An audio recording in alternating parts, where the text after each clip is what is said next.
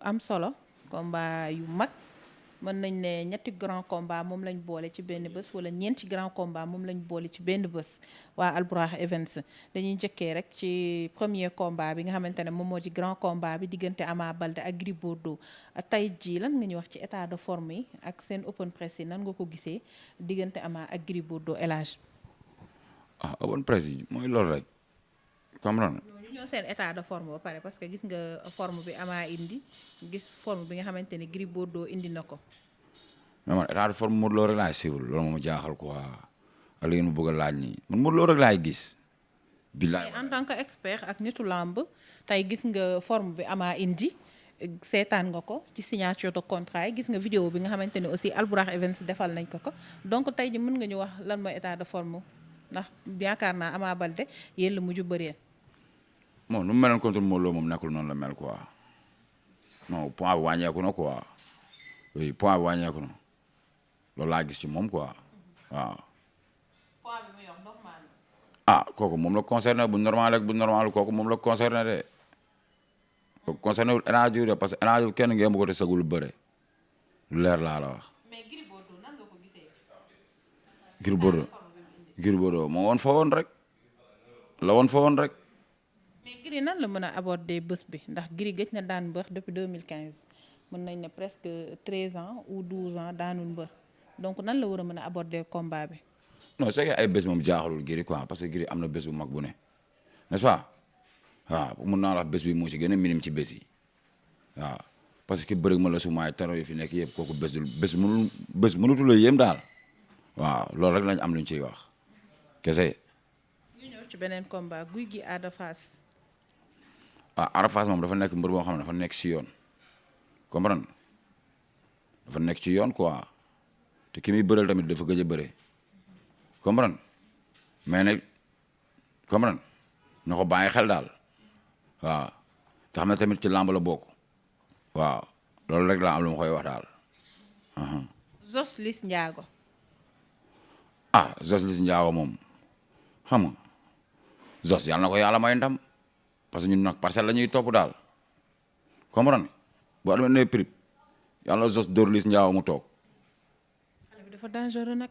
dëgg ma ñun loolu la ñuy ñaan quoi boo demee nee prix Zoss dóor Liss Ndiago mu toog ñun parcelle la ñuy topp ñun leneen 100% parcelle rek sec la ñuy topp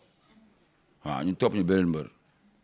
comprendre ñun yaaw jàll bu dëkkoon parcelle sax du bëre Yékini sax ñun yaaw la ñuy wax ñun noonu lañ demee ci làmb ji quoi parcelle seul la ñuy topp sec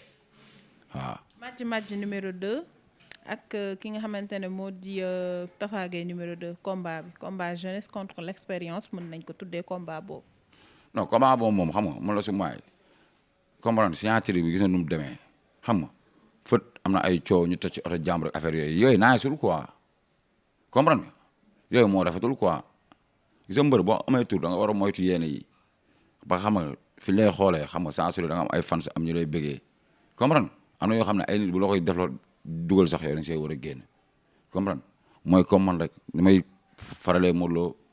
yoree ko drapeau parcelle tey am na loo xam ne nit bu ma koy defloo ma xamee ne lii nekkul lu defu du ma ko def je ne le fais pas quoi waaw loolu rek laa am lu ma ciy wax. Madji nan la war a mën a aborder bés bi parce que ñu ngi naan bi mooy last chance am ci li nga xamante ne moo di arène parce que nag dafa tegle ay défaites yu bëree bëri. waaw kon que le meilleur gagne rek man parcelle rek laay topp waaw. waaw di leen jaajëfal yéen waa Bataaxal TV di leen santaat di leen gërëm waaw di santaat promoteur yi waaw lamb ji nga xam muy Modou Lo Siteu di affiche bu gën a mag ci affiche yi xam nga di affiche bu royal bi comme nan mbëri naan ay empereur lañ bëgg a ñam ay tapet lañ nañ jël Franc fii empereur amu fi fii couronne empereur moo fi amul fii benn couronne moo fi am muy couronne roi des arènes comme nan yooyu amul yooyu wax yooyu ay waxu tapet la ay waxu saketo waaw.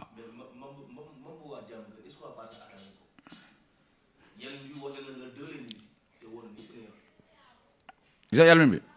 le 2 boobu muy ñibbi si juumul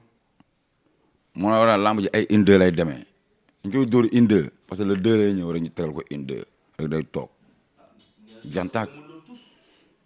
moom yow loolu waxu mbër la rek yàgg na fi ay neexal signature yi yëpp jaaxaluñu ñun tase nañ fekk mbër bu ne ñun yooyu jaaxuñu la ngay bàyyi ngay wax rek amee wax ji mais cey bu arbitre ne prix sa carte mémoire day formé dootul lire looloo garaaw. mais keroog bu si julli bi gis nañ état de forme bu mu yor. est-ce que état de forme boobu su ñëwee yokk si ay contact est-ce que du sonal Modou Lo. waaw loolu jaaxaluñu dégg ma de Modou Lo amul mbër bu ko jaaxal ak noo mënta tol musul bëreeg lese ku mu bëree luur nga luur lañ soxla. mais gis nañ ay combat Modou Lo saa yu bëri benn taay bi day am problème. problème yow Ama moo sut Modou Lo Ama moo sut Modou Lo Boy Niang moo sut Modou Lo. mun nañ parce que presque ñoo xaw tolloo mais comme suuf bi bu ko Siteu sutee ak bu ko Balla Gaye sutee boobu la ñu ak bu ko Bombardier sutee combat yooyu su koy bëree day xaw am difficulté. moo tax nag mu neex a daan man la moo tax nag mu neex a daan sut boobu feu vert la su ñun bu rëy Modou Lo combat yi mu jot a bëri du ko sutee taay boobu. dëgg man la sut boobu feu vert la su ñun. mu jël ñu bëri ñu ngi naan li tax mu jël ki nga xamante ne moo di Siteu combat am ak Tapha Tine moo gënoon nekk combat yoon. buñ paree Siteu kenn ku bëgg rek na nga ñëw jaru ngeen di kebe jaru ko déggoo ma de xanaa déggoo Modou lu mu jox